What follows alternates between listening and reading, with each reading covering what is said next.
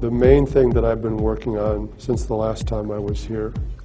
is a notion that I call, and other people call, ubiquitous learning. And by that we mean that learning is no longer, especially with technology and wireless connectivity, learning is no longer an experience or activity that's limited to formal educational institutions, but it's now happening in many places, in the home, in the workplace, in the coffee house, and for young people especially, the mobility and portability of these devices means that learning also becomes an anytime, anywhere activity. We traditionally think about the distinction between formal and informal education,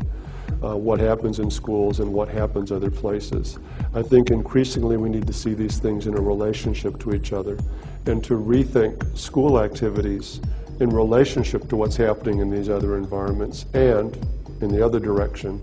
for the schools to bring experiences and learning that takes place in these other environments into the classroom and into the school, especially for high school students and adolescents. The idea of a wheel with spokes, with the school is the hub of the wheel, and the spokes connect that hub to these other learning environments. These other spaces are different, but the school is the one place that they share. The tremendous research opportunity that you have to study what's happening in this transformed learning environment and to look at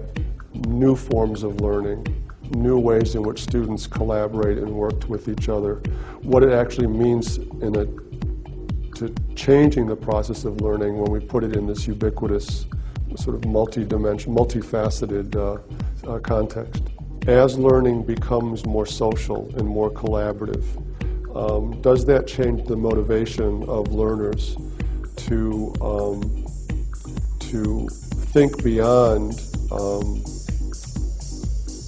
learning this for myself or learning this because I'm going to be graded on it, to a more collective sense of learning together and sharing our learning with each other. That's certainly what's happening on the World Wide Web more generally. And I think that there hasn't been a lot of investigation, as far as I know,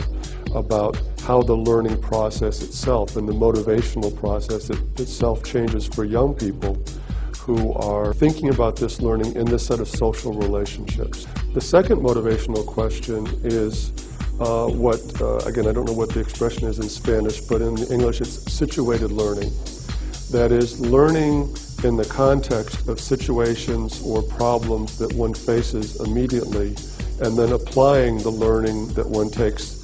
to that specific problem or situation that people are dealing with. That, I think, also leads to a different kind of motivational structure, because I'm not learning something in context A and then applying it to context B. I'm often learning it in the context, whether it's the workplace or whatever, that I immediately need that information.